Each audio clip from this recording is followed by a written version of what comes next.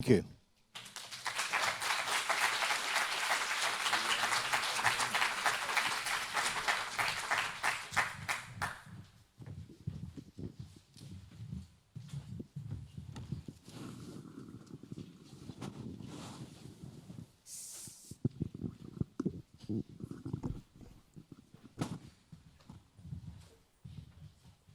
Can everyone else come up for the panel?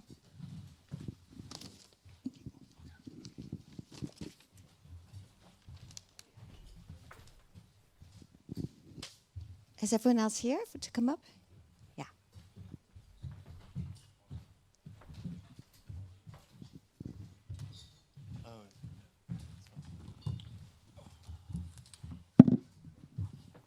So I am the co-founder of the Freedom from Religion Foundation, and it's so good to be here in person with everyone.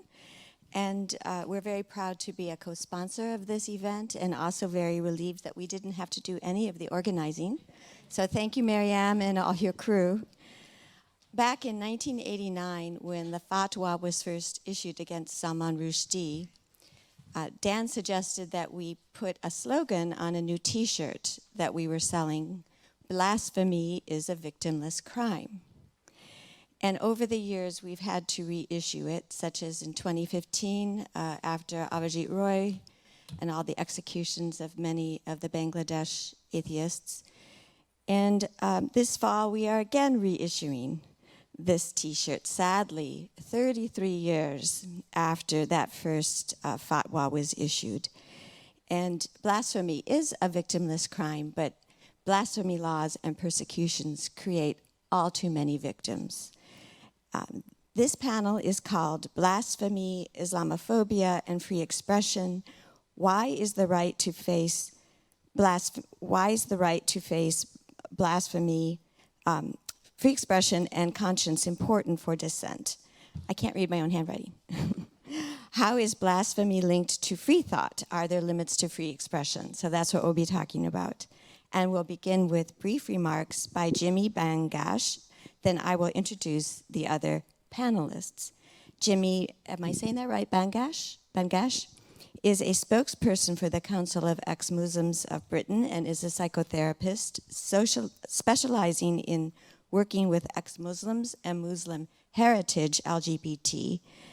And he works to provide mental health support and awareness to the plight of apostates and LGBTQ Islamic communities.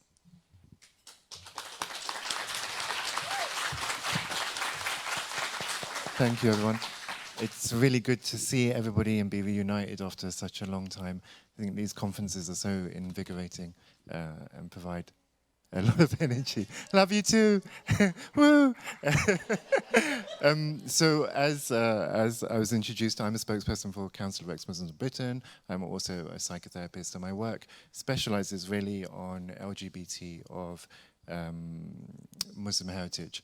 And that's both looking at sort of how this phenomena occurs in the Western world. So, you know, what we come up against is a lot of not being able to criticize Islam because we're labeled as Islamophobes, and also in its most brutal form, where we see it in Muslim majority countries, and how LGBTQ people in those communities are treated. So all of the countries in the world that have the death sentence for being gay are exclusively Muslim majority countries. I think when we think about the title of the panel, which is about blasphemy, for my own story, you know, it's not unusual being a gay person of Muslim heritage, growing up in a Western country, to experience the ardent homophobia that exists within our community. People talking about gay people needing to be executed or shunned for their families, or at best, live lives of abstinence and chastity. Within my own life, before I took issues with the rules in Islam around homosexuality, I really was aware at a very young age of the inequitable treatment of my sisters and my mother compared to my brothers and my father. There was also a lot of domestic violence in my house, and that was sanctioned by a verse in the Quran called verse 434, which gives instructions under what circumstances you should beat your wife. And there's also hadith which provide guidance that we shouldn't question a man around how he hits his wife or when he hits his wife. So within that sort of theological framework, this domestic violence was permitted. Yeah, and to bring it back to the panel, I think for me, for my 20s, I wouldn't have been able to say to someone, actually, I'm a non-believer, I don't believe in Islam. Even though I wasn't living a religious life, when people would ask me if I was Muslim, I'd say, oh, I was born Muslim, or I grew up Muslim. It was only when I started hitting my 30s and I saw blasphemous women like Ayaan Hirsi Ali and Mariam Namazi on YouTube. And what they were able to do was, pull into a coherent narrative all of these disparate thoughts that I had about Islamic homophobia or Islamic misogyny or theological issues, and construct real robust narratives that I could, push rewind on and watch several times or share with a friend. And these narratives were inherently blasphemous. They were just saying things that you were not allowed to say out loud about Islam. And something in that was emancipating. If we think about blasphemy laws as imprisonment or a cage on your thoughts, the acts of blaspheming then is about breaking out of that cage. And I think that's why we need to do it, is because what we're doing is we're saying, actually, you don't need to be caged anymore. We can kick down these walls. We can give you space to think. And just from the comments from the deputy mayor, I think if we're genuine, if we are really honest about this, there was a statement in there about not dissuading people from their beliefs. But I want to be really clear that if you believe a woman should be beaten by her husband, if you believe that a gay person should be executed for homosexuality, I am passionately attempting to dissuade you from that belief.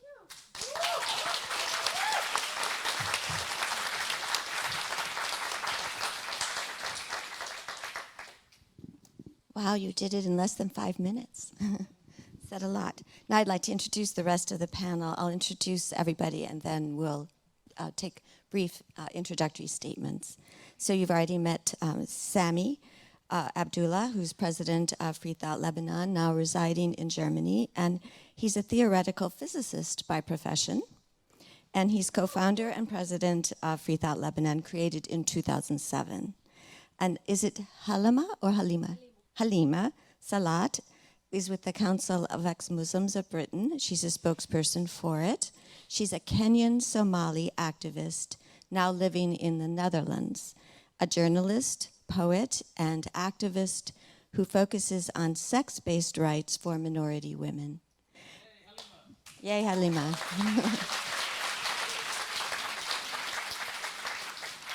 Susan McIntyre is CEO of Atheist Republic. She was raised by a conservative Catholic family and left religion at 15. Good taste. She works to promote secularism around the world, and I should say, unfortunately, that we were supposed to have Ibn Warwick here. His health precluded his travel. His doctor said, you can't travel, so we'll miss him. And also, Ali Rivzvi was also scheduled to speak, and was he had to bow out. But we're very grateful to have our current panelists. And why don't we start with Susanna? Can you hear me? Oh, fantastic. Hi, I'm Susanna, President and CEO of Atheist Republic.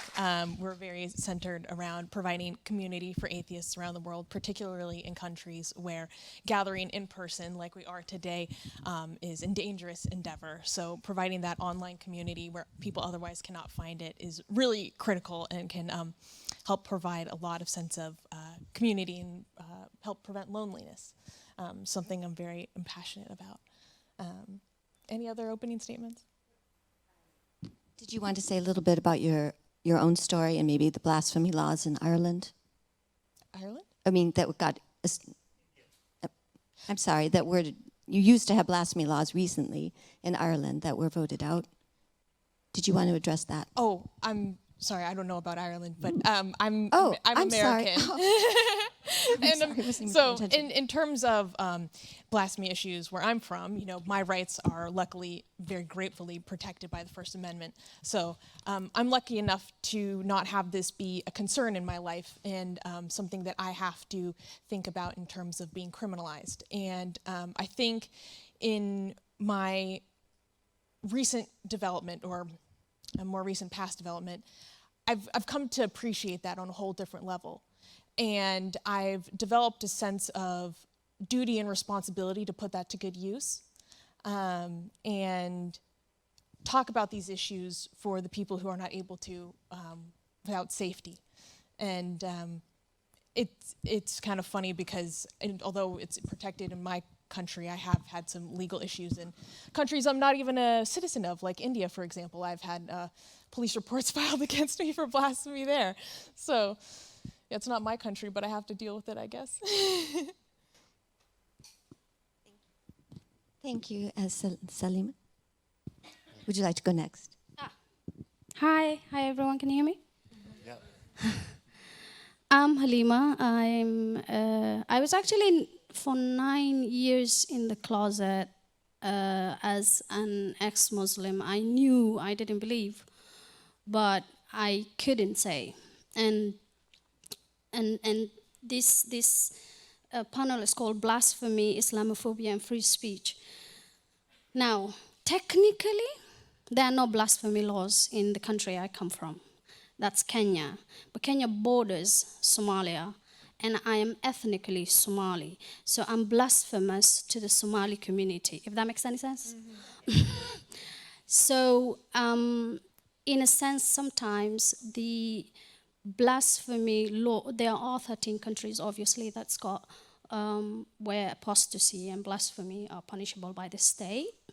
However, there are also backdoor, I would say, blasphemy laws towards especially apostates who are public, hence, you know, why we're all very, very secure right now in Germany. So I hope that gives an introduction. Oh, then we'll talk about like ex-Muslim Somalis is an online community. Majority of the people I am in touch with, actually, I would say 98% are in the closet. Majority of them live in Western countries. And that just tells me how difficult it is to basically say you don't believe in something, you don't believe. And that very existence of you don't believe in itself is blasphemous. So I hope that's a good introduction. Or did Are there examples of blasphemy persecutions in Somali ongoing? Of course. Was it 2020? Mariam was also involved in this case. There was a university professor who was accused for posting. It was such a really silly Facebook post talking about. I'm paraphrasing, but I remember he said something like, instead of praying to Allah, why don't we? Somalia has drought, and it's a very dry, arid area. Why don't we look for drought mitigation methods on a Facebook post? And he was arrested. He was jailed, and his children were targeted. His wife was targeted. So yeah, Somalia is among the 13 countries. Thank you. And Sami, what about Lebanon and persecution of blasphemy or your own experiences? Yeah, so what I love about these conferences is that we always get to talk about our countries, and to hear the stories from other countries. So Lebanon is a small country in the Middle East, and so we do have 4 penal codes in Lebanon which are used to fight blasphemy. And but I would say in Lebanon that the main concern is not from the law, from the government, it's more from the society. So these laws, they are used more in a political way. So whenever there's some statement the government doesn't agree with, they would use one of those laws like incitement of sectarian strife or something like this. But the biggest pressure comes, I would say, from the society, because there's like internal like blasphemy laws in the society. So people, for example, they cannot blaspheme within their own families, communities, and so on.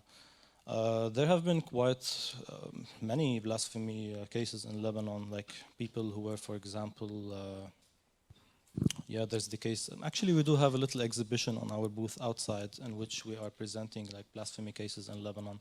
But there's quite a few that were done by the government, and there's also like people who had to leave. They were kicked from their jobs because they found out they were atheists, for example, or something like this.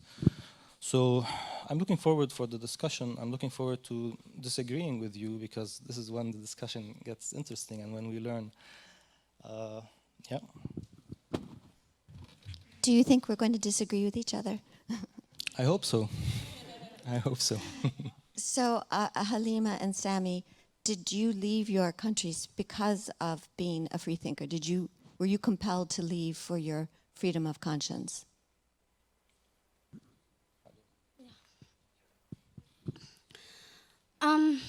I would say yes and no. Okay, so in a sense, I left because in my society in northeastern Kenya, or even in the capital city of Nairobi, the community policing and the community ownership of women is so high that the freedom to do to walk without the hijab, to whatever I wanted to do with my own life, the individual choices are curtailed. So then you don't feel. So I left, and the reason I couldn't, even though technically Kenya doesn't have any blasphemy or apostasy laws, I couldn't say, is also God is really big in Africa, and so even the Christian population does not like atheists. So you wouldn't get any protection from the police, for example. The government will be very lax, like, oh, you said you're an atheist, So in a sense, it's still dangerous to be an atheist in there. So I couldn't really say. But I felt like when I moved and I came to a free country, it was very important that I say, because of the people who couldn't say, if that makes any sense. And Sami, what about you? In my case, it's also yes and no. There's so many reasons why people leave Lebanon. It's becoming the norm to leave the country, the bad economy and everything. In my case, there was so many contributing factors, and of course, some of them were that I did feel shunned in my society and my family. And yeah, they all built up, and then I decided that I do not belong there, and I just wanted to leave. And yeah, I've been here for 5 years, but I'm physically here, but we are working in Lebanon. All of our work is in Lebanon, and yeah. Would you be free to go back after your work here? Yeah, absolutely. I do visit once a year. Yeah. So, Jimmy, you have a different story where you were born in London of Pakistani parents, is that right? Yes, but yet right. you were forced to leave your family. Do you want to talk about that? I'm a little bit bored of talking about it, but I will do it for you guys. I think what's really interesting is kind of how there's been a shift in the gay Muslim movement, or even just the ideas around it. So when I was 23, which is about 20 years ago, despite this youthful visage before you, so if you were gay, you were an apostate. So there was no choice. It was like you're either gay or you're Muslim, and you would see that on debates on TV, on the BBC and such. And there's been some sort of evolution of that now, which kind of mimics actually the theological position of the Christian right. And that evolution has become actually being gay isn't the sin, so long as you're not having gay sex. Then, so if you're gay and you're abstaining, then you're still in God's favor. It's only if you're actually having sex that there's an issue there. And that phase, love the sinner, hate the sin. Yes. So it's kind of been adopted by Muslims, and I think they would deny that they're adopting this Christian thing, but it's generally what they're doing. But so back when my parents and my family found out, I was 23, and you know, it was really quite scary actually. So they found out, and then they said, "You've got a week to get out of this house." No, sorry, they found out, and they were like, "Actually, you've got a week to get out of the house." I managed to negotiate a bit longer, and so then moved out. And I was completely ostracized by all of my siblings, apart from one sister and my mum, who tried to stay in contact with me. Ostracism is, being shunned like that is a completely traumatic event. Like, there's so much to deal with. This is your primary caregivers who are supposed to be there for you and look after you.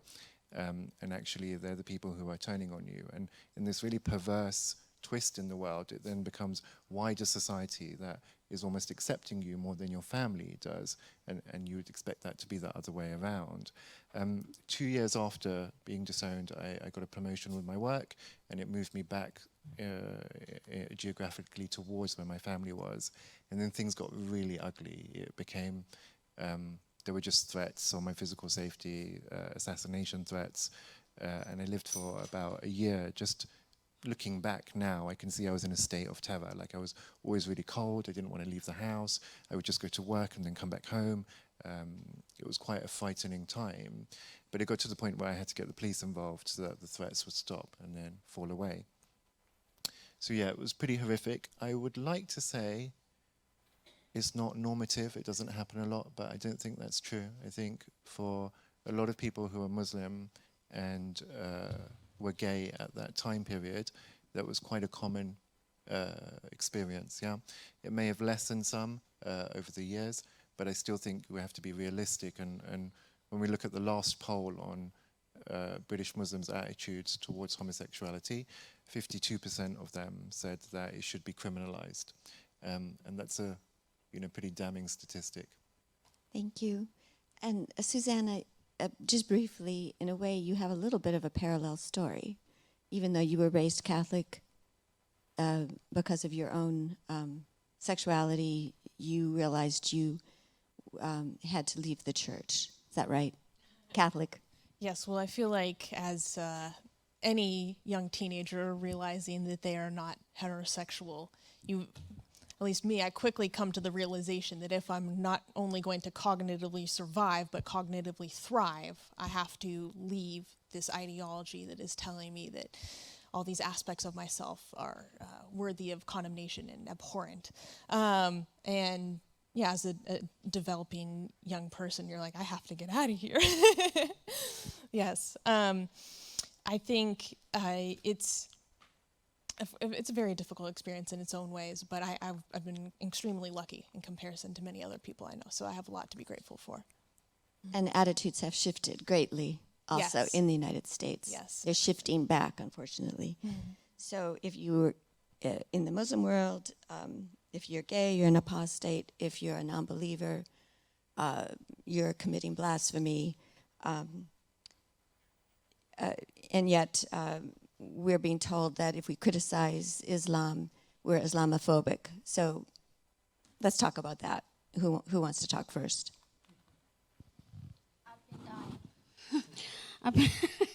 I've been dying to just simply say the fact that the panel is called Blasphemy, Islamophobia, and free speech. The fact that Islamophobia and free speech are in the same sentence is really disturbing me, because they can't be.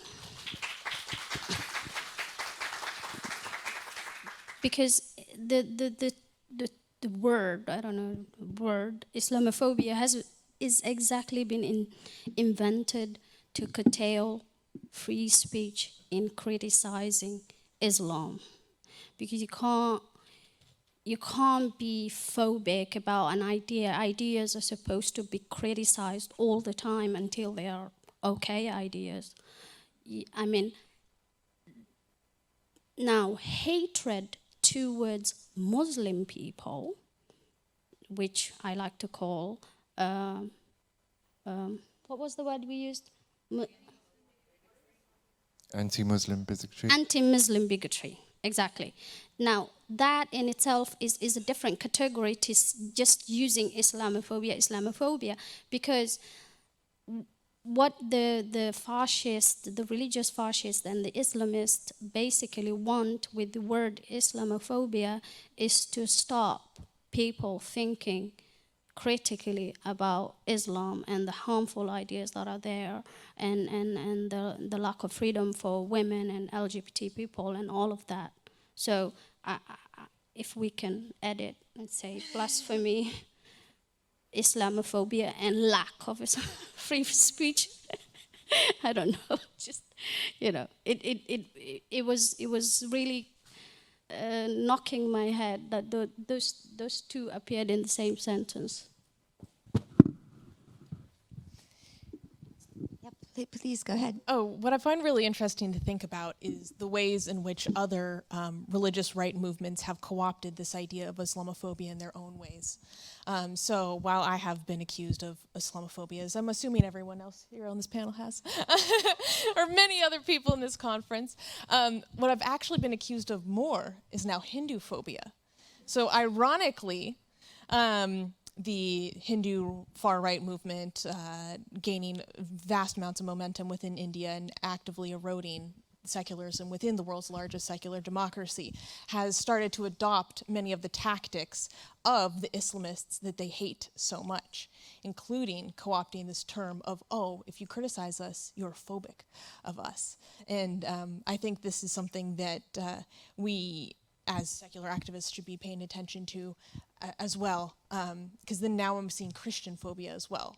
Like everyone wants to co-opt this idea of the phobia for their own purposes, to be able to shut down conversation, shut down criticism, and do it under the guise of you are hating me as a person, when that's simply not the case. So I'm beginning to think if you haven't been accused of being phobic, you're not doing a very good job by this point. So I just touch on 2 points. So in 2017, the Council of Ex-Muslims of Britain marched in Gay Pride. And we were, you know, Pride is supposedly a welcoming space to challenge religious homophobia, political homophobia, cultural homophobia. So there's a really standard place where you would go and challenge religion and its views on LGBT issues.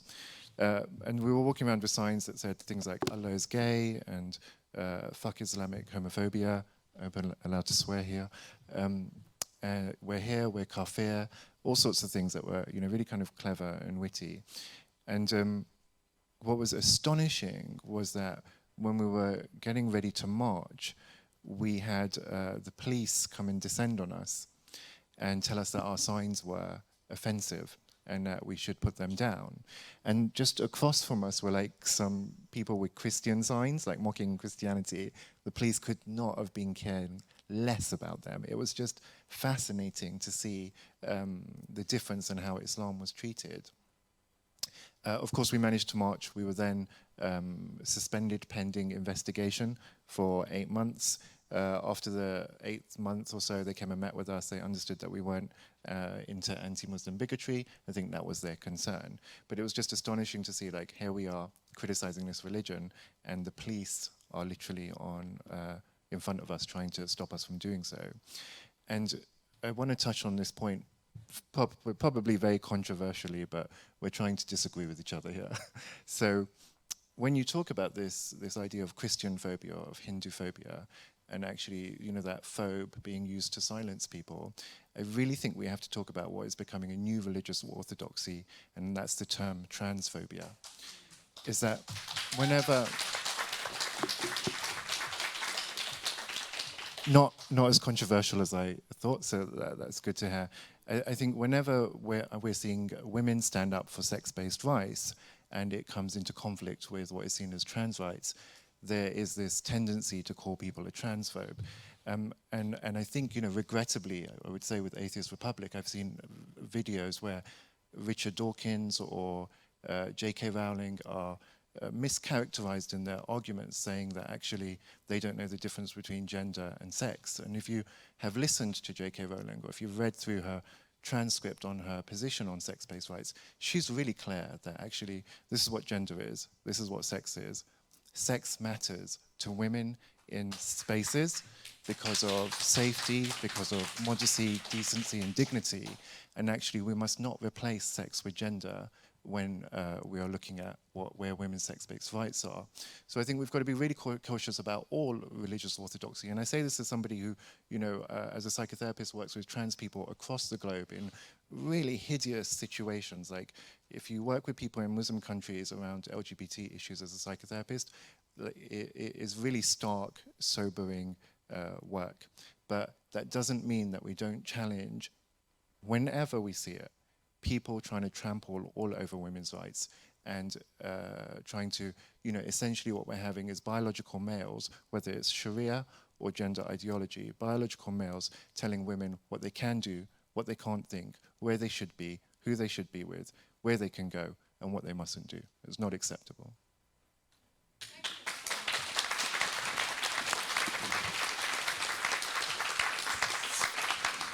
So I have to say that in the United States, we're not allowed to use the word women when we talk about abortion rights. People with uteruses or people who can get pregnant. That's the new orthodoxy. I think we should include everybody, but I think that we should call people what they want to be called, so we can say women and we can say people who can become pregnant. Include both. But anyway, so we do see a lot of that. Briefly, Susanna, did you want to reply before we ask Sami about how we counter Islamophobic assertions?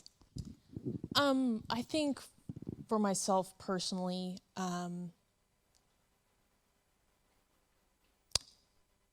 it's something I continue to chew over in many different ways.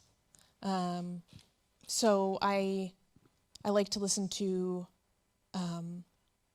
all people. I understand the positions of many different sides.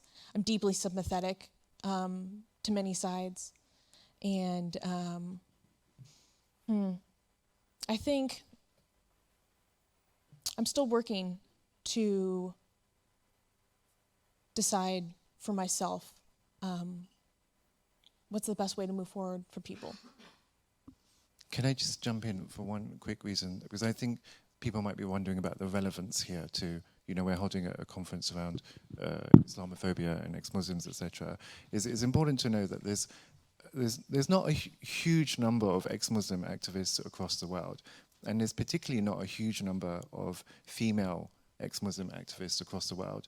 But I can give you examples of people in this room who are ex-Muslim female activists who have been cancelled talking about religious freedom because they hold true that women should have sex-based rights. So I think sometimes we might want to see this as, the conversation about gender ideology and trans and homosexuals over here, and the conversation about Islam and religion over here. They're not so distinguishable from each other. That's not how conversations about rights work. They do conflict. And we know this because consistently conflicting is the conversation around religious rights and religious freedom and homosexuality and the LGBT issue. So, Sami, you didn't get a chance to talk about how do we counter this idea that if you criticize the Muslim religion, you are an Islamophobe. So first, I think we should make a differentiation between Muslim and Islam. So a Muslim is a person, and Islam is a set of ideas. And as we know, people have rights, but ideas don't. And this is why usually I use the term Islamophobia if I want to refer to the hatred towards refugees coming from Islamic countries. But I think the term Islamophobia, if we are referring to Islam as a religion, I think it's totally justifiable. It's a justifiable fear. I have no problem with the idea as long as we're referring to the set of ideas. So there's some things that you read in the Quran or in the Hadith that, of course, you're going to be scared when you read them if you happen to live in an Islamic country or so. So, yeah, this is my input.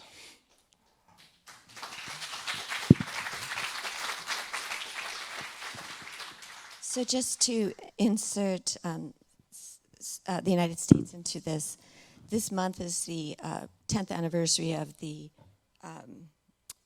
massacre at a Sikh temple, Oak Creek Temple, in my state of Wisconsin, where people are very mixed up in the United States. Terrorists are mixed up between Muslims and the Sikhs have really gotten it sometimes. And so in the United States, people tend to look at Islamophobia as, oh, we mustn't do anything that would spur an attack like this. This was the worst attack at a religious congregation at the time. It's gotten worse. The attack against the synagogue recently was worse. And so, any thoughts on that? You know, that that we're roiling the waters, we're contributing to violence against a minority in a country like the United States or in European countries. I think it's very, I understand it. It comes from a place of empathy, and it comes from a very good place of goodwill. And I can be very appreciative of that. The desire to protect the minority, I think, is very noble, and it's a value that I share very deeply. But within that, we need to recognize that there is multiplicity within that minority, and that minority can be harmful to the minority within the minority. And so I see myself as speaking up for those people who are even more marginalized within the margin. And I think it's also important to think of it as a very good sense of goodwill towards a larger minority group, to a desire for hopefully inspire conversation, inspire a certain amount of progression or self-reflection within that community about the mistreatment of others. And so I think it comes from a very good place.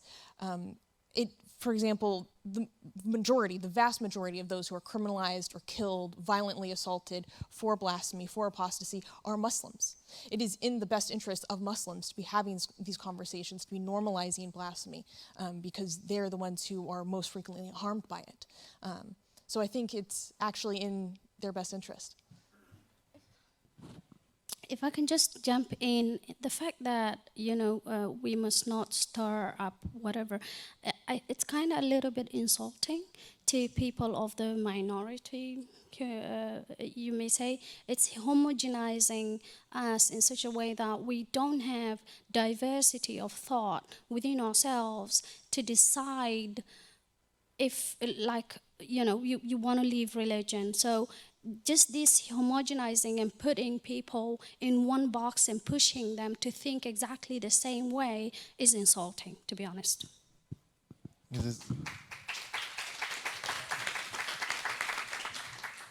there's also something quite short-sighted about it, isn't it? Because I do agree with Susanna in that it's this kind of well-meaning protectionist sort of stance that people are taking, saying, oh, look, don't criticize the Muslims because they're a minority and we have to protect them. But maybe also because now if you're, in the West, we've kind of won so many of our rights that people forget what the trajectory was or what we had to go through to get here. So they don't understand that actually by, trying to form the consensus that Halima was referring to, is what you're doing is stemming critical thinking. And it's that critical thinking that causes progress to occur within a community. And the inconsistency, I think you're kind of alluding to this, Susanna, is actually, yeah, you're protecting this group, but the minority within the minority, rather bizarrely, liberals will take a really hostile position to. They're protecting the conservatism within the group. Exactly that.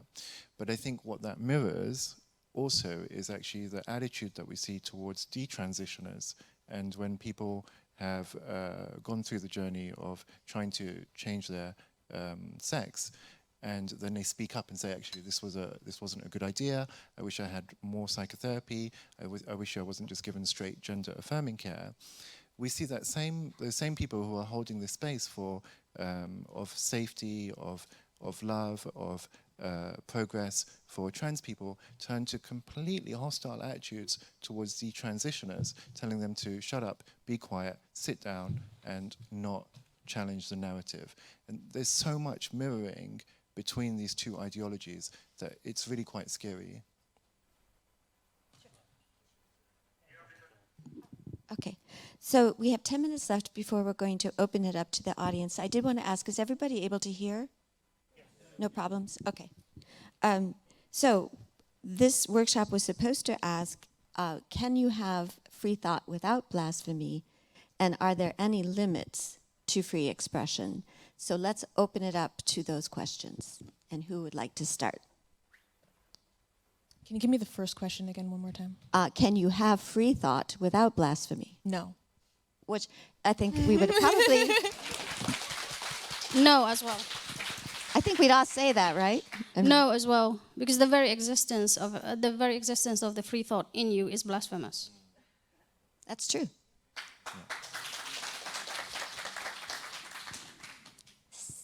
Sami, I know that it's foregone, but I think we all agree that no.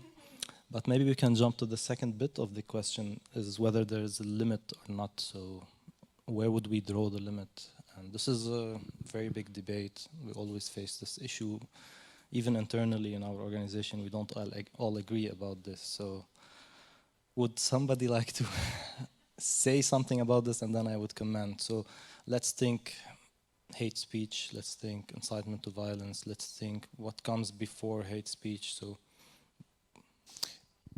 Can I jump in? Yeah. Okay, so I'll be swift actually. I think again you're going to find a consensus on incitement to violence, definitely. But I just want to introduce this term, which is Islamic fragility. Yeah, I think we're used to the term white fragility. Everyone seems to be on board with it for some bizarre reason. But if we really look at fragility, is this idea of actually, if you criticize Islam, how the Islamic community respond to that is quite unique in very many ways. When we're looking in the Western world, you can criticize every other single religion, and you don't get the similar kind of response. So I think that we really have to be mindful of this aspect of it. And one way to approach that would be to handle it with kid gloves, make sure we're really sensitive, make sure we're tone policing our critique of Islam. And the other way of handling it is use blasphemy as the tool it is to just kick down the door. Why apologize? There's nothing to apologize for. Exactly, I agree. I think in terms of limits, a very standard response for me would just be incitement to violence, anything fraudulent, promoting, defrauding people, I think is itself a crime. But besides that, I'm a very hardcore free speech maximalist, and I oppose hate speech laws, for example. okay, so Do you disagree with anything? no, I don't disagree with that. I think the problem we have when it comes to this topic is the definition of hate speech, because everything is being labeled as hate speech. If you're criticizing a religion, you're accused of hate speech. And one of the biggest problems for me is that some social media outlets, they are going with the flow. For example, Facebook are now moving towards equating attacking Islam or considering it to be a hate speech.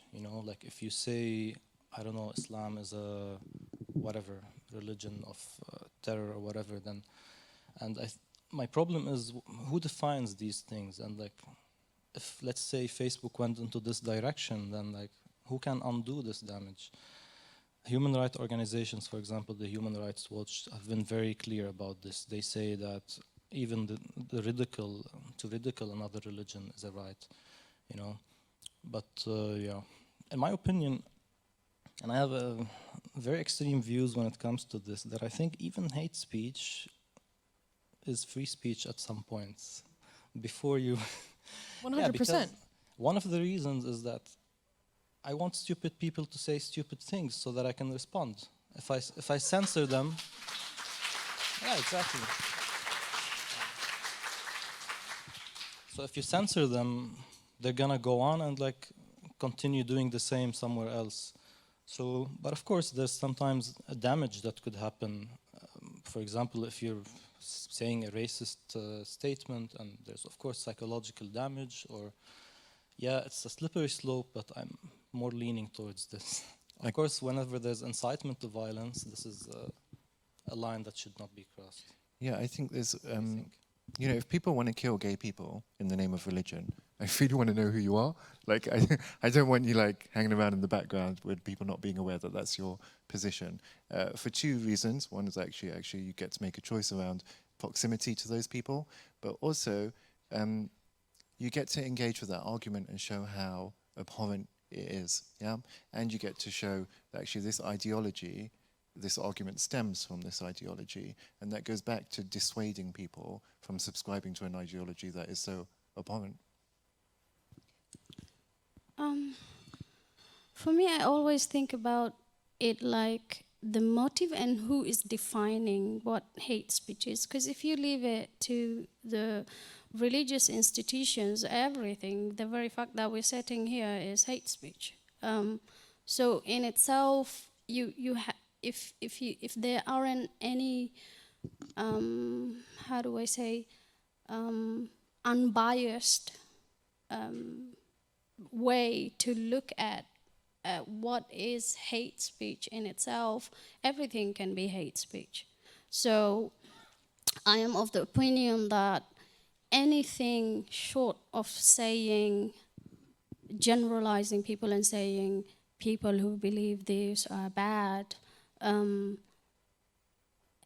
criticizing any type of idea, including the very sensitive ones, for me is important to be able to have that discourse to progress. Otherwise, censorship and self-censorship and all of that just is a slippery slip down the road of you can't say nothing. So criticizing an idea is one thing, but Jimmy, when you said, I want to know who wants to kill gays, do you think that Facebook or Twitter should allow people to tweet, kill all gays, kill all apostates, kill all atheists? I mean, shouldn't there be a limit? Yeah, that's a good question. I'm almost absolutist in my commitment to free speech, actually. I really want to know who's thinking what and what they're saying. I think we have choices, so if we don't want to see something, we can turn away from it, we can look away from it.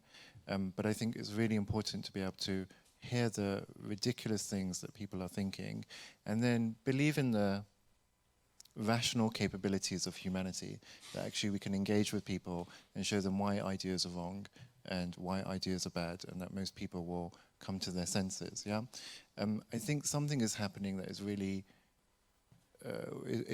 difficult in terms of censorship, is now this prioritization of our sensibilities, like as if being offended is the worst thing that could ever happen to you. You're like, how will you ever get up off the floor if you were offended on a Tuesday? Like, that has now become like this, it's almost blasphemous to be offended. And it's this prioritizing of everybody's right, human right to not be offended, because that's what it seems to be now. Although you don't have a right to not be offended, you have a right to grow up and develop some resilience. I think by prioritizing this need to not offend anybody, this is really bolstering censorship, not just across religion, not just across ideologies, but also across things like as fundamental like art and comedy. We see comedians getting cancelled all over the place now. What was the Netflix comedian who they tried to cancel? Dave Chappelle? Dave Chappelle. There was a comedian in London, I think yesterday, who they cancelled at another venue because he was too offensive for people, even though he plays much of his comedy in a character, yeah? And it's becoming really absurd, and perhaps my pendulum has swung too far the other way. I am open to that idea, but it's just in the face of this need to not offend anybody, resulting sometimes with policemen on your door for things you've said on Twitter. Like the insanity of that. I'm kind of like, let people say what they need to say. Let's engage with those arguments. I have a fundamental belief in humanity and their ability to engage with rational thinking. But isn't saying kill all Muslims or kill all gay people or kill all atheists, isn't that incitement to violence? Yeah, you're right. And maybe we need to draw a line at incitement to violence. You are correct. If somebody said, though, so what you'll get in what you can do in Islam is get into complete theological discussions as to why the execution punishment is applied, like capital punishment is applied. I think people should be able to have that discourse and say, actually, this is why in our religion or in this belief system we have capital punishment, this is why it's applied, blah, blah, blah, blah, blah. I think we have to be able to engage with that. Because simply saying, you can't say that, isn't going to stop people who are Muslim, who subscribe to Sharia, believing that. Then all of a sudden, you've got a bunch of people who are thinking that the death penalty is okay for gays. Nobody knows who they are. We're not able to engage in communication with them. That's just stagnation. Did you have a response, Sami? I thought you were gonna say that we should not censor such speech, so I was gonna respond. But I think you do agree that we should not openly say that we should kill somebody, or... I mean, that's like Yes. the fatwa against I do agree. Salman I do Rushdie. agree. I do agree. We shouldn't have explicit. We should go and kill the gays. But I do think we need to be able to engage with arguments around what they would see as capital punishment. Because if you're saying that you can't do that, how do we persuade people out of it? Mm-hmm. And let's say you did not attack the person or incite violence against the person, but let's say that you know for a fact that if you raise a certain statement somewhere on Facebook, a damage will happen. Even if this statement was, let's say, for example, I don't know, let's think of a hypothetical village where like there's Muslims and Hindus, and somebody from the Hindus went and said, Islam is a horrible religion. And then we know that there's high sensitivities, and then if this person does this, then there's gonna be deaths, there's gonna be people killed. So this is like actually one thing that was raised by one of the people who work at Facebook, and maybe I'm not supposed to be talking about this, but anyways, the point is that this did happen once. And I can't remember the exact details, but there was a statement that was against a certain religion, and then because of this statement, which was posted on Facebook, I think around 30 people were killed.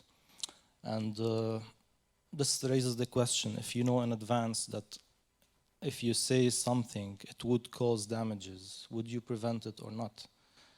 I think we do agree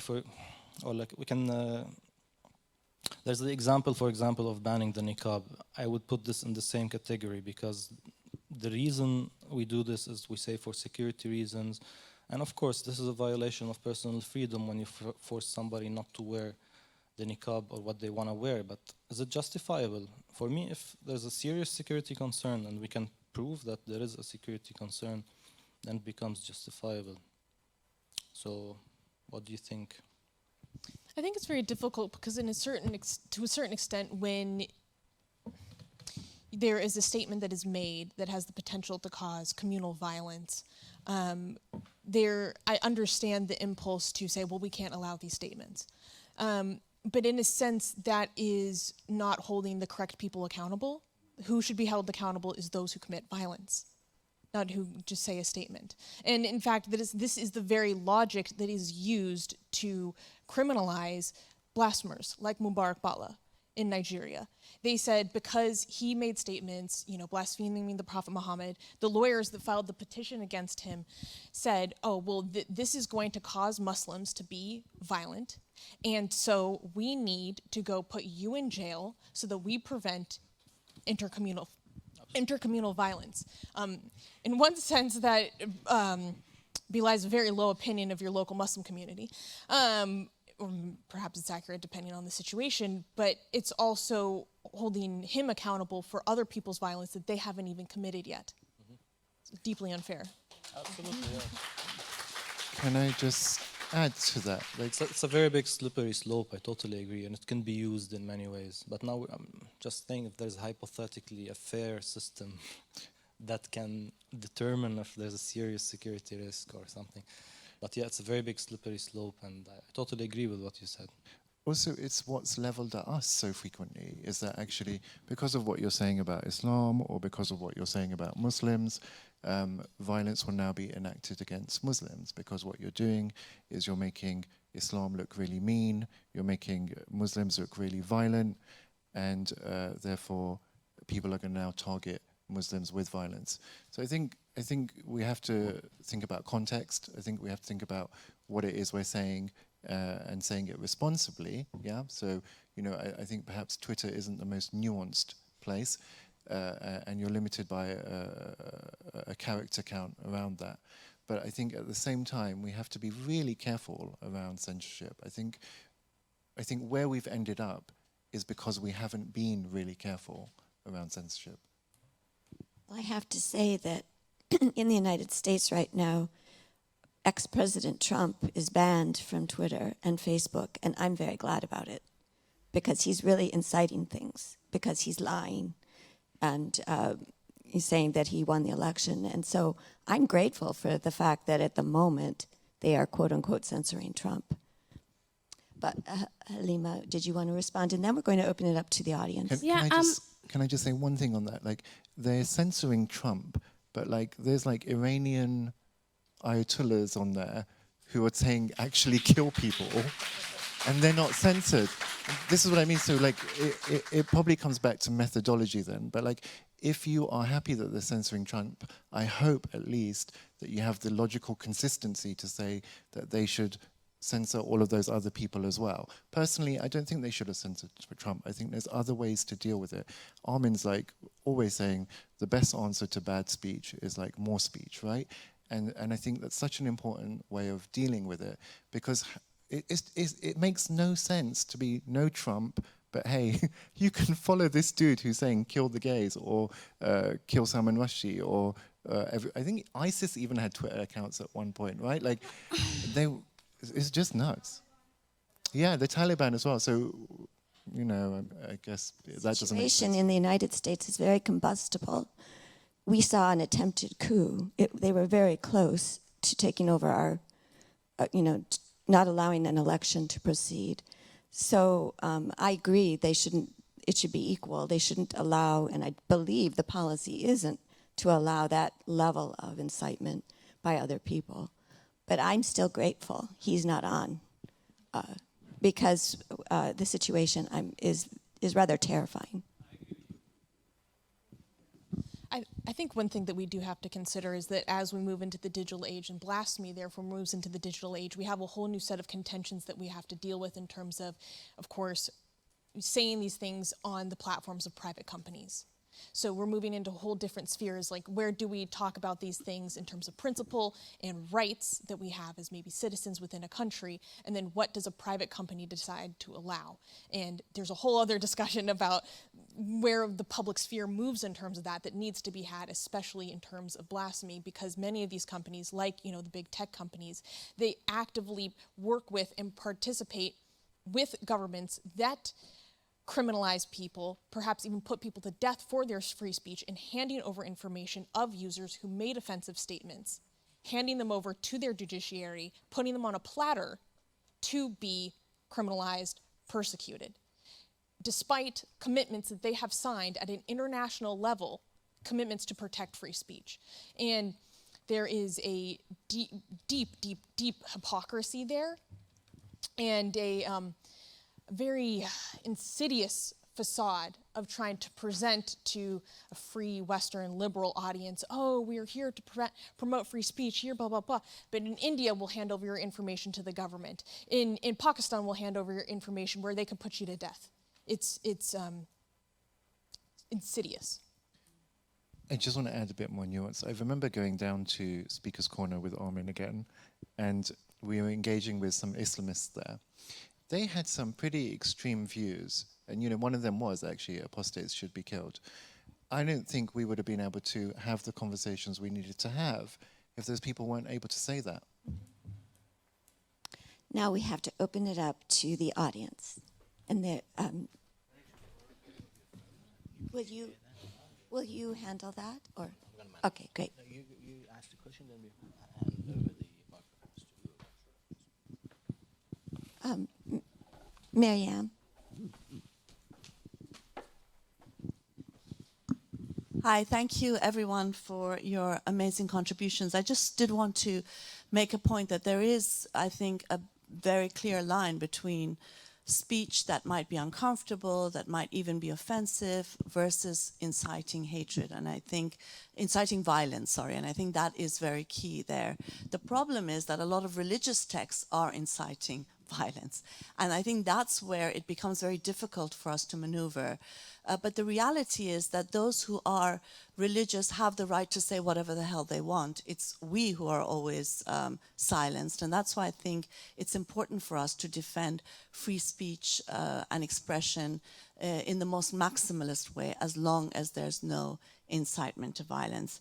I think someone made a very good point after Salman Rushdie's attack, that words are words and violence is violence. And I think that is something that we need to be very clear of.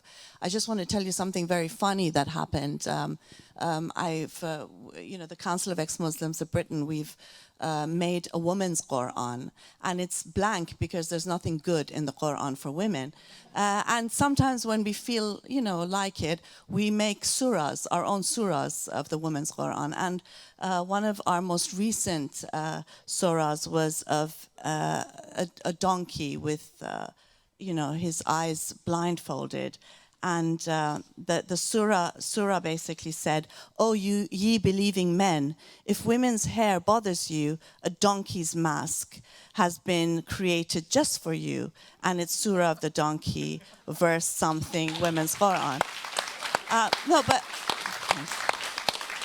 The point I'm making, though, is that was banned by Instagram as hate speech. And when I appealed, they said it is still banned as hate speech. And that's the ridiculousness of the whole debate. And that's why I think we have to say hate speech is not always hateful. And as long as it's critical of ideas, and even, I think, neo-Nazis can criticize, can defend their policies, as long as it's not inciting violence. And I think that's where the law needs to be very clear. And that's where we need to, as free thinkers, draw the line. Thank you. Sure. I just want to make a point, about the term blasphemy, because I remember with Ina Shevchenko here, we decided 5 years ago, I think, or maybe less, I don't remember. But blasphemy, it concerns only the people who believe in a religion. When we don't believe in any God, we don't use this term, It doesn't concern me, Blasphemy, it's not in the... When you live in a civil country with civil laws, there is no law about blasphemy. In France, there is no law in blasphemy.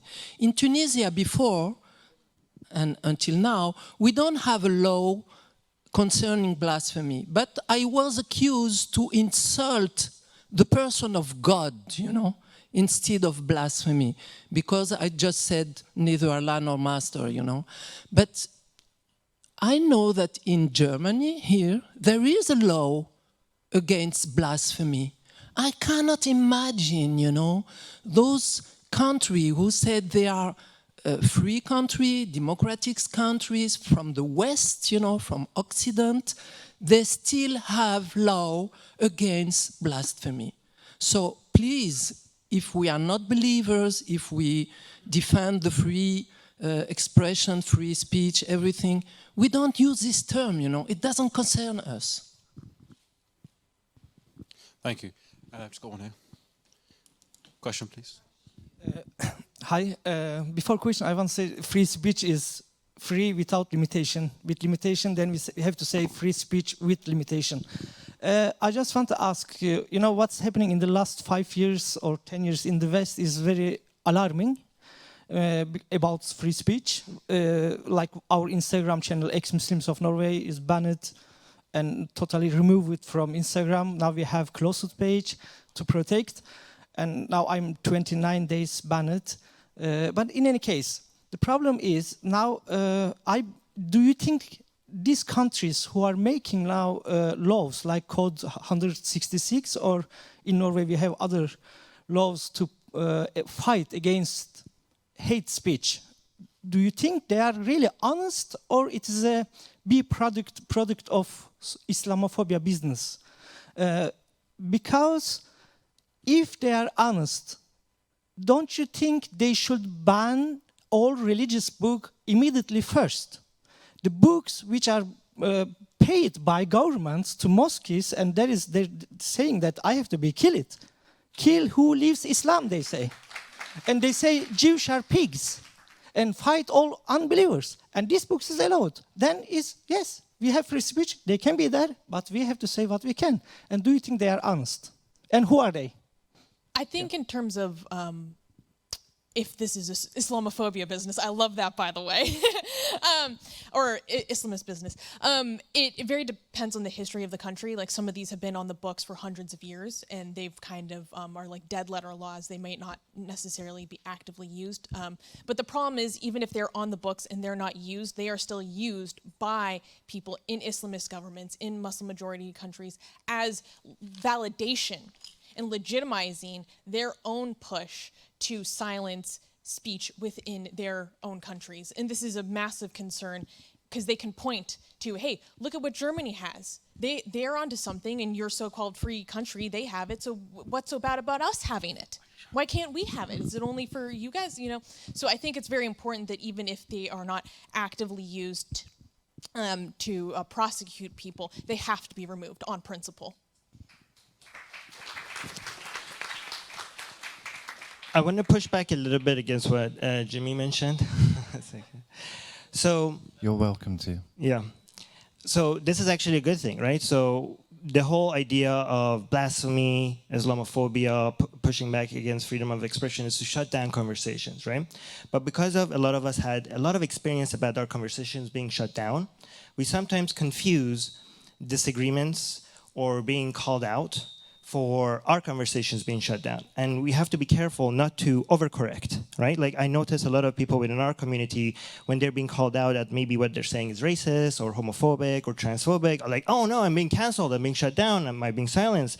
No, you're just being called out. This is a discussion. Maybe I'm wrong. Maybe I'm wrong to be calling this out as transphobia. Let's have this conversation. But it's very strange if you compare this to other people using the terms like Islamophobia as a way to shut down conversations, because this was not at all an attempt to shut down conversation, right? So when you, Jimmy, when you mention like, oh, Islamophobia, and I agree with you, some people use the term transphobia as a way to shut down conversations.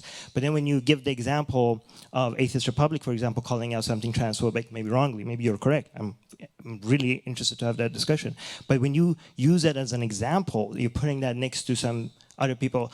There are transphobes out there, right? I do understand that transphobia is overused a lot, but we can't just throw away these terms as if there are no transphobes or homophobes or racists out there. One thing you did, for example, on Twitter, you compared my criticism of some people that I maybe mistakenly called out as maybe transphobic. You compared that to me to the Islamic Republic of Iran, the regime. You said maybe I should go back to those people. Like you are comparing me having an opinion and inviting a pushback to a regime that silences dissent with methods such as execution, which is not a very, like, I'm open to criticism. I'm not saying this is what I'm saying is correct, right? But it's, I think, a very unfair comparison.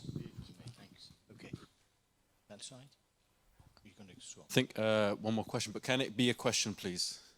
Sorry, I know everyone's very passionate. I've got a lot to say, but thank you. Oh, I don't know if I've got a question. 5, 6, 7. But I've got the mic. We're going to finish quarter 2. So I think it's a really, really tricky debate. What are the limits of free speech? I think there are limits. And I think there is a difference between hate speech and free speech at a legal level, but also at a cultural level. And a lot of what's being discussed about censorship and so on is at a cultural level. At a legal level, there are laws, and I think there ought to be laws.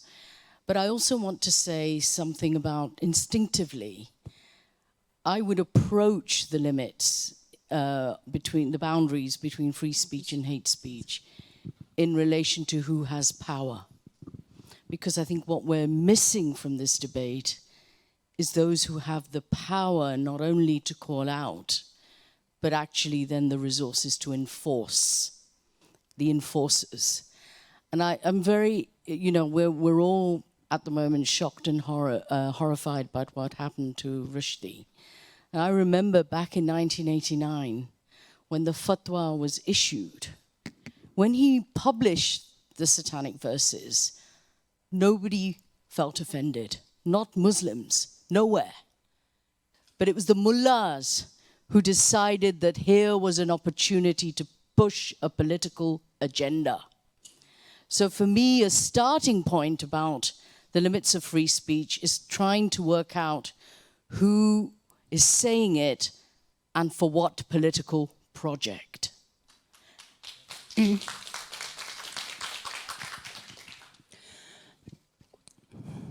I? Oh, yes. We had a very interesting court case in Poland. The IKEA fired an employee who wrote on his business account some hatred.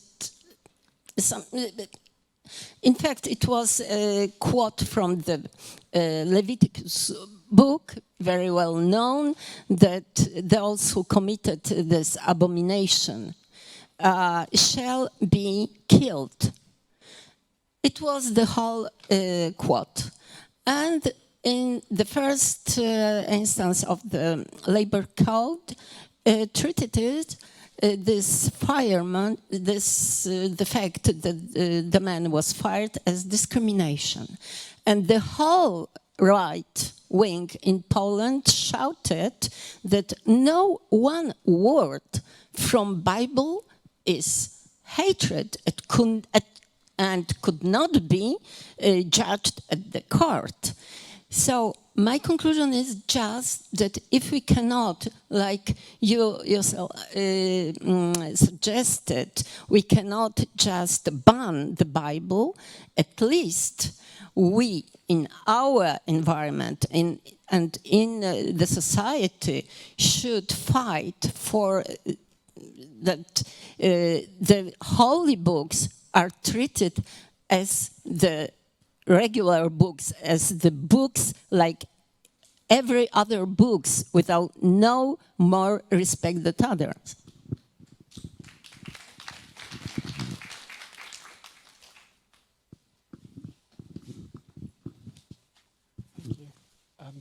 Shall I go? Hello, it was a pleasure listening to all of you. Thank you. I would like to talk about this little concept. I would like to hear your ideas about this concept that Popper talks about, the paradox of intolerance. So the basic idea is, I'm sure you know it, that we can't be really, we can't have tolerance without limits. Otherwise, we will lose what we have as freedom of speech. So we have to be intolerant towards intolerance. Otherwise, it's like it's a contradiction. So the good example you raised was the fatwa that Khomeini raised. So if we had laws against this sort of speech, probably for 40 years, Salman Rushdie wouldn't have lived this kind of life and this wouldn't have happened to him. Or something even more important, like if Khomeini was silenced in Neufchâteau, then for 40 years, Iranian people wouldn't have paid this really steep price of this, because he was talking about intolerance towards women, loads of things. Or if Hitler was silenced and the Nazis were silenced because of raising these misinformation about the Jews, so the whole planet wouldn't have paid that price. So what do you think? Do you think that we have to pay this price, that sometimes we will be silenced, probably a bit unfairly, but that's the price we need to pay just to keep the society going and not to lose our freedom of speech? I don't know, what do you think about that? Thank you. 2 minutes. Did anybody want to reply briefly? 2 minutes left. I think, of course, it's important. I always, in my head, it makes sense to look at it like what common sense tells us about what the limits are. And by common sense, I don't presume everybody has, but I like to presume a lot of human beings have that common sense to say, okay, right here is actual incitement, and right here is free speech. So if we can, go in that area, if that makes any sense. Can I just, I think Mariam's point about actually, you know, if you're looking at these religious texts, how much what would be defined as hate speeches within them, you know, that's I think that's actually just completely sums up the inconsistency in the argument. And for me, one of the beauties of these conversations is often I walk away and I think, oh, I need to recalibrate based on what was said. So it's good. So there's some pause for thought there. But in terms of recalibration, what the gentleman at the back said about, you know, what's happened in the West from the last 5-10 years, I think we need to get really clear about this idea of safety. You know, like we've taken maybe the idea of safety to this really bizarre level where words are violence, or even silence is violence as well. Yeah. And so again, what Mariam was saying is that actually violence is violence, and words are words. I think is very important. But perhaps we need to recalibrate around resilience, because we've really prioritized safety, and I think physical safety really does need to be prioritized. People's mental health also does need to be prioritized. But at the same time, we need to like champion resilience. People need to be able to hear things that they disagree with, however it makes them feel. Yes, 30 seconds maybe. Yeah, so I think the problem is on how to define intolerance. So the same way we were saying that if you criticize Islam, they can tell you that this is hate speech, they could tell you this is intolerant speech. Karl Popper is a big reference for me. He's the guy who came up with this thing, but I cannot remember exactly how he defined intolerance, and I think he had a big chapter about this. But yeah, what I would say is like it goes in line with what we have discussed during this panel, which is, for me, whatever incites violence, this is what would be considered as intolerant. Other than that, I would say it falls under free speech. So I totally agree with the paradox of intolerance, but we should be very careful on how to define intolerance. Thank you so much, everybody, and the audience for listening to this panel, and it's now concluding. Excellent. Thank you very much. Marvelous debate, a wealth of discussion here. Thank you. The panel has been brilliant. I think the debate continues.